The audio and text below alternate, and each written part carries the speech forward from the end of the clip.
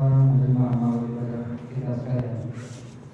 Jemaah sedang yang berbahagia, untuk kegiatan pagi hari ini, insya Allah kajian akan disampaikan oleh Al-Ustaz Abu Ikrisyah Abdul Razak Hafizahullah Ta'ala. Semoga Allah Subhanahu wa Ta'ala menjaga beliau. Beliau adalah alumni dari Pondok Pesantren Syekh Jamil Rahman Yogyakarta, dan kegiatan beliau saat ini sebagai pengasuh program ilmu syar'i Al-Barkah dari Kabupaten Sambas, kemudian pengajar di Ma'had Ibadur Rahman Sambas, dan pengajar di Ma'had Darul Mukhlisin Sambas. Adapun tema atau judul kajian kita pada pagi hari ini yakni keajaiban zikir dan istighfar.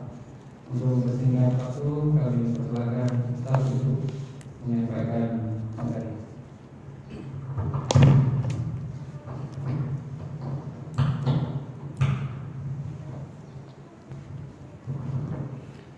Bismillah, Assalamualaikum warahmatullahi wabarakatuh. Alhamdulillah, wassalatu wassalamu ala rasulillah wa ala alihi wa sahbihi wa mawalah. Ashhadu an la ilaha illallah wahdahu la syarika lah, wa ashhadu anna muhammadan abduhu wa rasuluh la nabiyya ba'dah. Jemaah rahimani rahimakumullah, Rasulullah sallallahu alaihi wa ala alihi wasallam bersabda, la yashkurullah man la yashkurun nas. Tidaklah dianggap orang yang pandai bersyukur kepada Allah apabila orang tersebut tak pandai terima kasih kepada manusia. Maka berdasarkan dengan hadis tersebut, maka kami mengucapkan kepada Wakil Kapolres Bengkaya yang telah memberikan izin tentang terlaksananya agenda ini, dan juga kepada panitia, maka kami ucapkan jazakumullah khairan al-jaza. Semoga Allah Subhanahu wa Ta'ala memberikan balasan yang lebih banyak kepada seluruh yang terlibat maupun yang hadir yang telah meluangkan waktunya pada kesempatan kali ini. Kemudian para jamaah rahiman rahimakumullah, adapun tema kita adalah tentang keajaiban zikir dan istighfar. Ketahuilah bahwasanya jamaah rahimani rahimakumullah, bahwasanya Allah Subhanahu wa Ta'ala menciptakan kita ada tujuan untuk beribadah kepada Allah, sebagaimana firman Allah, wa ma khalaqtul jinna wal insa illa liya'budun. Tidaklah aku menciptakan jin dan manusia kecuali untuk beribadah kepadaku, kata Allah. Maka apa yang kita lakukan saat ini, apapun profesi kita saat ini, maka kita memiliki kewajiban yang sama untuk beribadah kepada Allah. Dan seseorang itu tidak akan bisa beribadah kepada Allah kecuali dengan ilmu.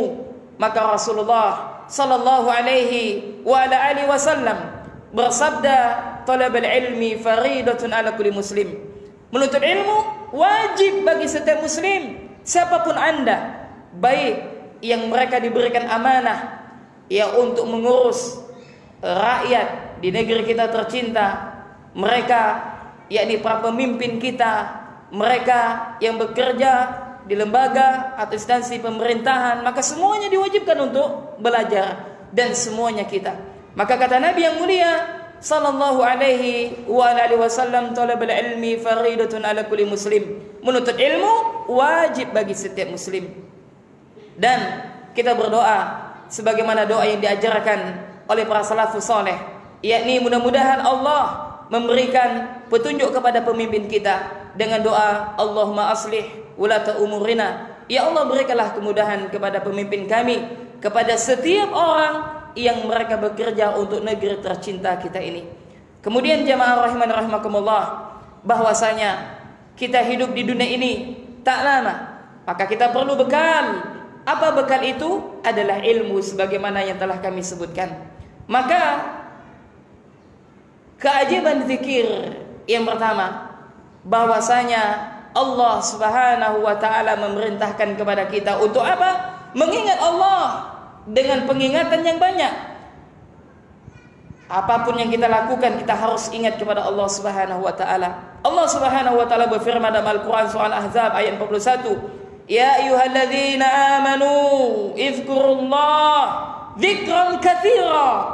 Wahai orang-orang yang beriman, kata Allah, berzikirlah kalian kepada Allah dengan menyebut nama Allah sebanyak-banyaknya.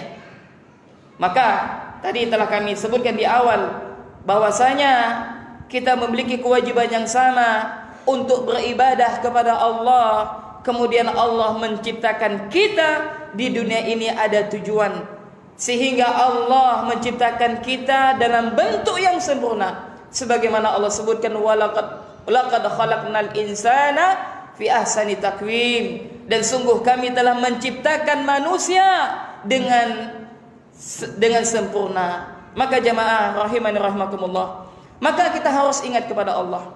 Maka barang siapa yang ingat kepada Allah, maka Allah akan ingat kepada dia. Maka barang siapa yang ingat kepada Allah ketika di dunia, maka kelak di akhirat Allah akan ingat kepada dia. Begitu juga sebaliknya, barang siapa yang lupa kepada Allah di dunia, maka di akhirat Allah tak akan mengingat dia. Allah Subhanahu wa taala berfirman dalam Al-Qur'an surah Al-Baqarah ayat 152, "Fadhkuruni adzkurkum." Maka ingatlah kalian kepadaku, kata Allah, maka aku pun ingat kepada kalian. Maka jemaah rahimani rahimakumullah, salah satu bentuk zikir kita kepada Allah adalah apa? Kita melaksanakan yang diperintahkan oleh Allah. Ini apa? Salat. Karena salat adalah kewajiban bagi setiap muslim. Maka kepada saudara-saudara kami yang mereka bekerja ya sebagai pegawai sipil atau yang semisalnya, ya maka hendaknya jangan lupakan salat. Kenapa? Karena salat adalah kewajiban sebagai seorang muslim, dan bahkan Rasulullah sallallahu alaihi wasallam menyebutkan bahwasanya salat adalah arkanul Islam, rukun Islam. Sebagaimana Nabi bersabda, al-Islam bunyan Islam ala khamsin. Islam dibangun dengan 5 pondasi. Yang pertama adalah mengucapkan 2 kalimat syahadat, asyhadu an la ilaha illallah wa anna Muhammadar Rasulullah. Yang kedua adalah wa tuqimus shalah, menegakkan salat, wa tu'tiyaz zakah, menunaikan zakat, wa tasumur ramadan, dan melaksanakan ibadah puasa di bulan Ramadan. Kemudian yang kelima adalah melaksanakan ibadah haji ke Baitullah bagi yang mampu. Maka jemaah rahiman rahimakumullah, zikir adalah ibadah yang mulia di sisi Allah Subhanahu wa taala. Nah, salah satu zikir yang paling afdal adalah salat. Kenapa? Karena di dalam salat kita tersebut kita interaksi kepada Allah, kita menyembah Allah Subhanahu wa taala. Maka jemaah rahimani rahimakumullah, bahwasanya ketika Allah memerintahkan perintah-perintah yang lain, maka melalui malaikat Jibril alaihi salam. Beda dengan salat, maka Allah memerintahkan langsung kepada Nabi yang mulia sallallahu alaihi wasallam tanpa perantara melalui malaikat Jibril, maka langsung kepada Nabi yang mulia. Maka jemaah rahimani rahimakumullah, bahwasanya penduduk neraka salah satu sebabnya adalah mereka meninggalkan salat. Ketika itu Allah Subhanahu wa taala bertanya kepada penduduk neraka tersebut. Ketika Allah Subhanahu wa taala bertanya kepada penduduk neraka sakar, maka Allah menyebutkan, "Ma salakakum fi sakar?" Apa yang menyebabkan kalian masuk ke dalam neraka sakar? Qalu, maka mereka berkata, penduduk neraka tersebut, "Lam naku minal musallin." Karena kami dahulu di dunia kami tak salat. Maka jamaah rahimani rahimakumullah, bahwasanya barang siapa yang mereka senantiasa berusaha melaksanakan salat, bahwasanya salat itu bisa mencegah daripada perbuatan yang keji dan mungkar. Sebagaimana Allah Subhanahu wa taala berfirman, sesungguhnya salat itu dapat mencegah daripada perbuatan keji dan mungkar. Maka bagi Anda wahai para suami, kita semuanya yang hadir, Kalau sudah memiliki istri dan anak, kita memiliki kewajiban untuk apa? Menyampaikan kepada istri dan anak-anak kita untuk apa? Jangan sampai untuk melalaikan sholat. Bahwasanya kita hidup di dunia ini hanyalah sementara, tak lama. Apapun yang kita alami, jabatan mungkin saat ini atau pekerjaan kita, maka suatu saat itu akan menjadi sebuah kenangan. Suatu saat akan pergi meninggalkan kita.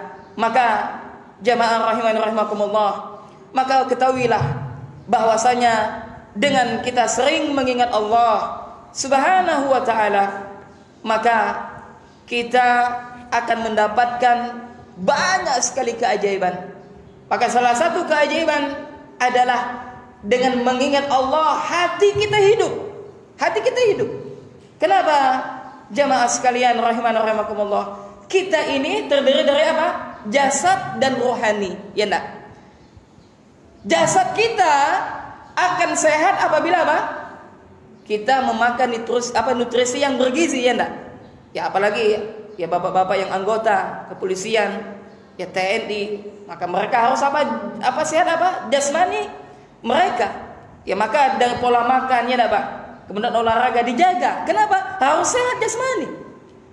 Maka Islam tidak hanya mengajarkan tentang bagaimana sehat jasmani kita, tapi apa? Hati kita ini lebih penting. Kenapa? Karena hati ini bisa hidup sebagaimana jasad kita. Bagaimana hidupnya hati? Apa makanan hati? Nah, nasihat seperti ini. Ya siraman rohani seperti ini.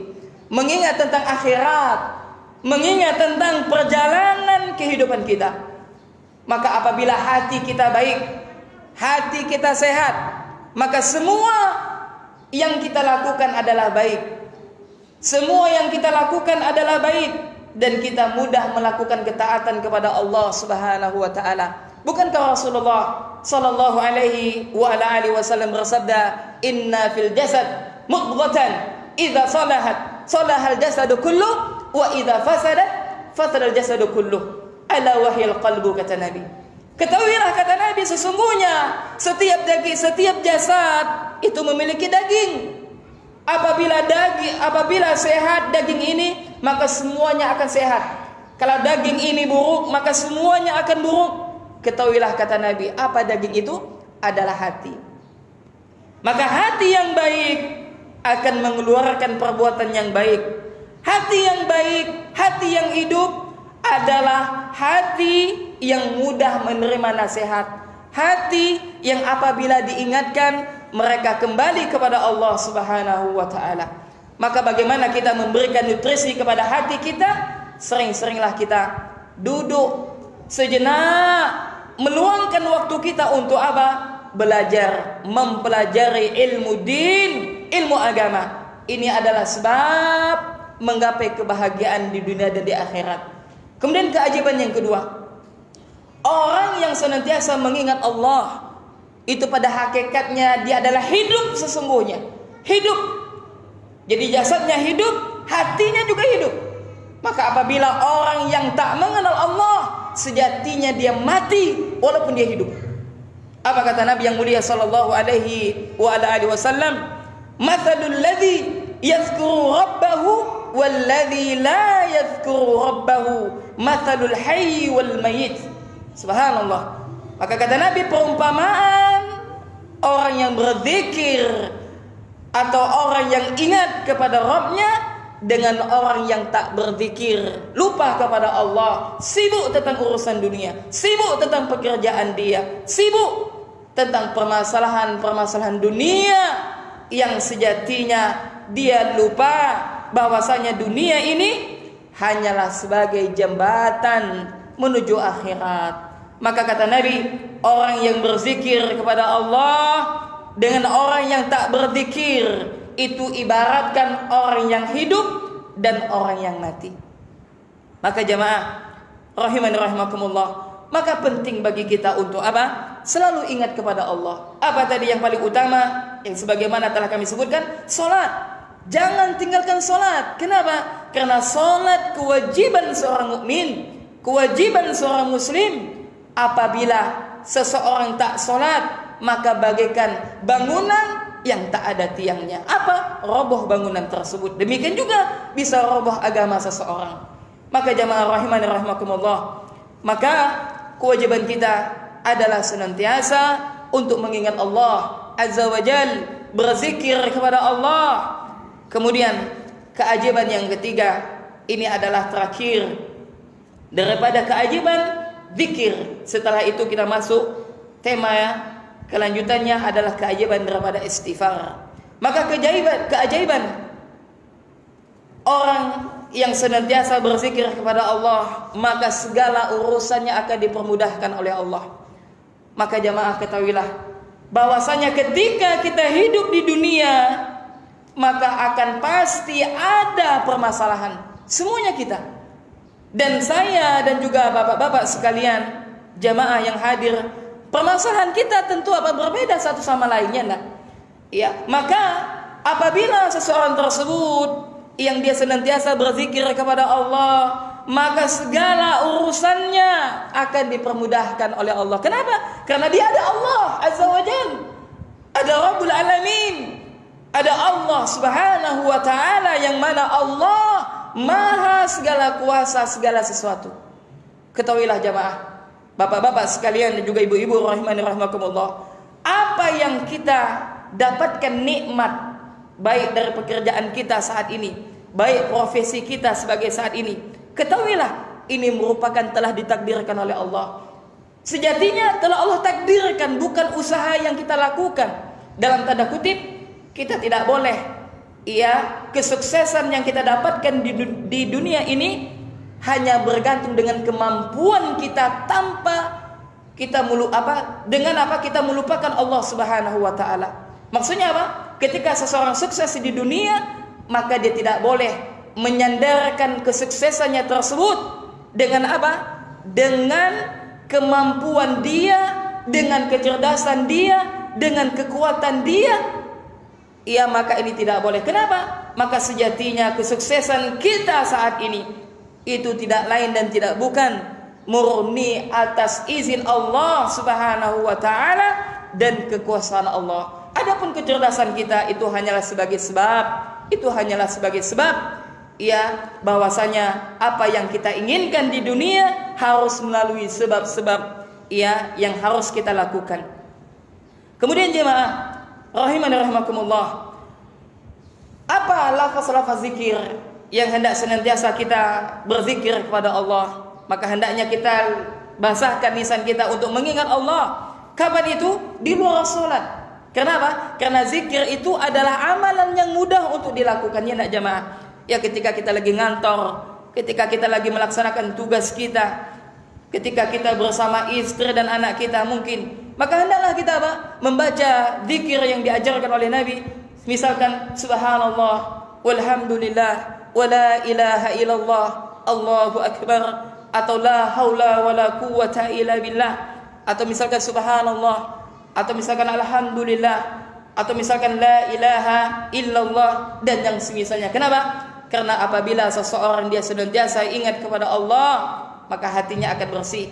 Kalau hatinya sudah bersih, maka dia akan mudah melakukan ketaatan kepada Allah Subhanahu wa Ta'ala. Kemudian jemaah, keajaiban istighfar yang berikutnya adalah yang pertama, bahwasanya kita semuanya adalah makhluk yang berdosa. Siapa di antara kita yang tak pernah melakukan dosa? Semuanya. Tidak semuanya berdosa. Akan tetapi berkat kasih sayang Allah, Allah tak menampakkan dosa kita, enggak? Kalau seandainya bapak-bapak sekalian, kalau Allah tidak menampakkan dosa kita, mungkin saya yakin tidak ada jamaah yang mau duduk di sini. Kenapa? Karena saya juga pendosa, sama dengan jamaah sekalian.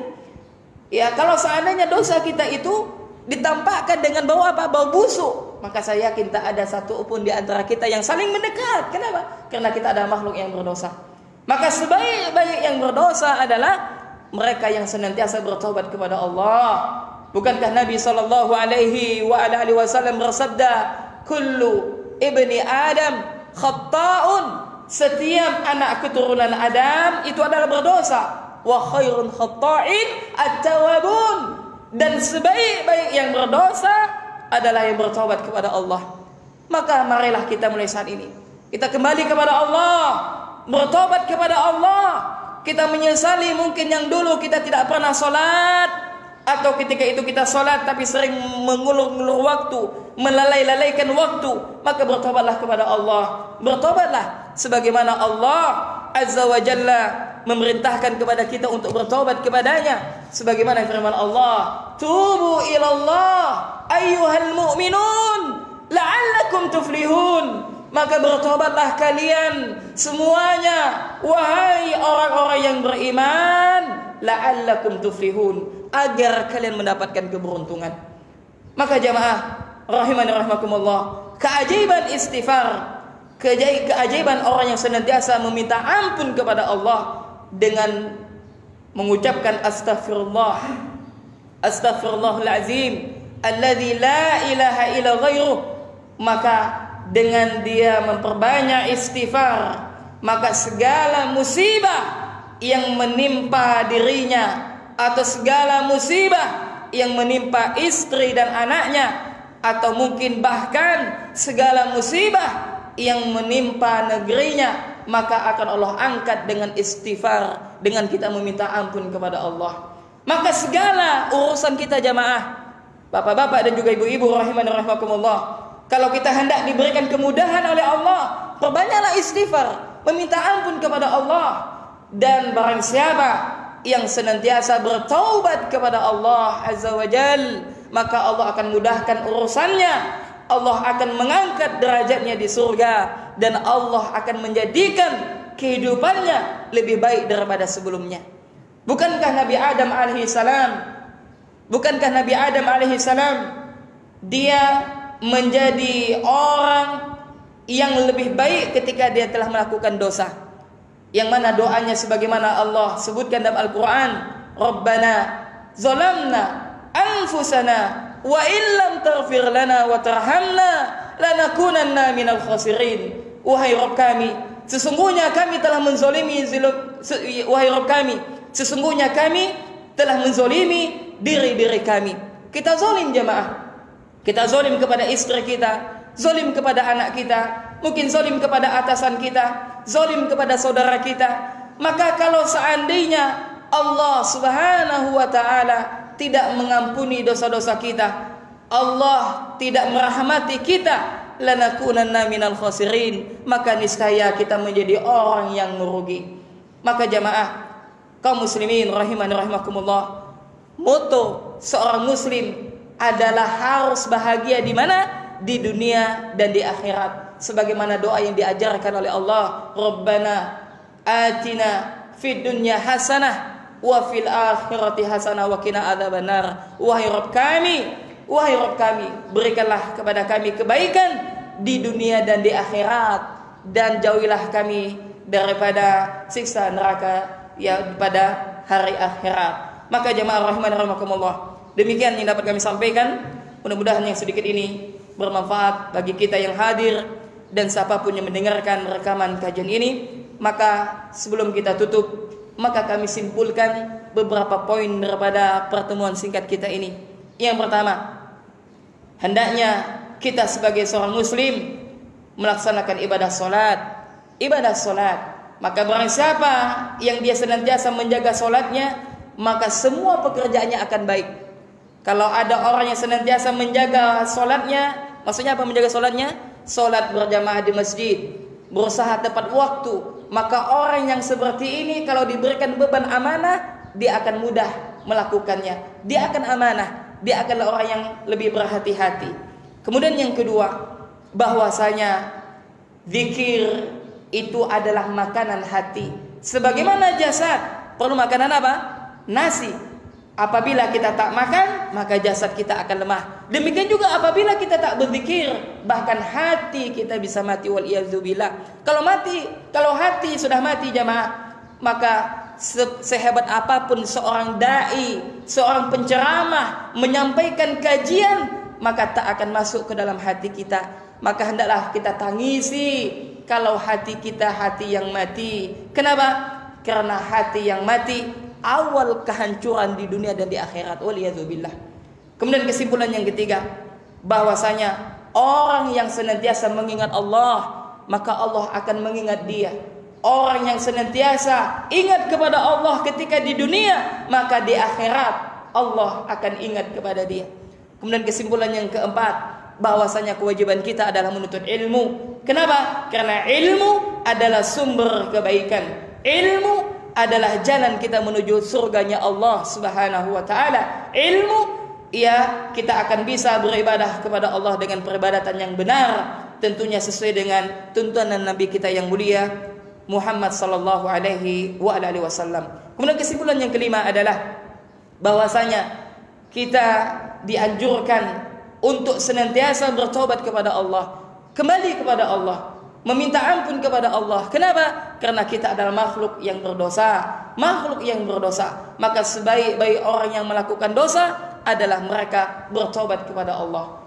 Kesimpulan yang ketujuh, yakni bahwasanya orang yang senantiasa istighfar, memohon ampun kepada Allah, maka berbagai macam permasalahan yang dia hadapi akan Allah berikan kemudahan. Akan Allah berikan kemudahan. Kenapa? Karena tidak ada satu musibah yang menimpa diri kita jamaah, atau menimpa istri kita. Istri kita mungkin tak taat, anak kita mungkin tak taat, atau pemimpin kita zolim kepada kita. Sebabnya apa? Dosa-dosa kita.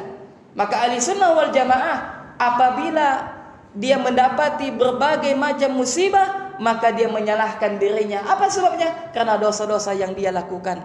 Maka mungkin Allah Subhanahu wa taala menguji kita dengan sebab apa?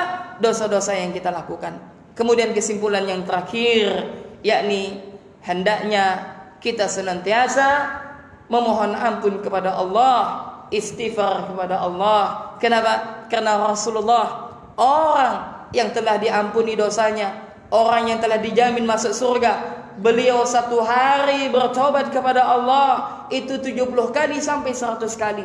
Apalagi kita yang dengan penuh dosa ini, maka siokianya kita untuk senantiasa meminta ampun kepada Allah Subhanahu wa taala. Maka demikian yang dapat kami sampaikan, mudah-mudahan bermanfaat dan mudah-mudahan apa yang kita lakukan ini mendapatkan pahala yang besar di sisi Allah Subhanahu wa taala. Terlebih lagi kepada bapak-bapak sekalian yang berada di hadapan kami, yang mudah-mudahan Allah Subhanahu wa taala memberikan kemudahan dalam menjalankan kewajiban. Ya, mudah-mudahan Allah Subhanahu wa taala memberikan kemudahan dalam menjalankan tugas, dan apabila diniatkan karena Allah Subhanahu wa taala, maka letih kita, keringat kita itu akan dibalas dengan pahala yang besar. Inilah pentingnya niat dalam segala aktivitas yang kita lakukan. Demikian, kurang lebihnya saya mohon maaf. Yang benar itu datangnya dari Allah Subhanahu wa taala, yang salah dari saya dan dari syaitan. Mudah-mudahan Allah Subhanahu wa taala mewafatkan kita dalam keadaan husnul khatimah. Mudah-mudahan Allah Subhanahu wa taala menjadikan kita hamba yang senantiasa ingat kepadanya. Mudah-mudahan Allah Subhanahu wa taala menjadikan kita hamba yang senantiasa bertaubat kepada Allah. Allahumma amin. Subhanakallahumma wa bihamdik, asyhadu an la ilaha illa anta, astaghfiruka wa atubu ilaik. Assalamualaikum warahmatullahi wabarakatuh.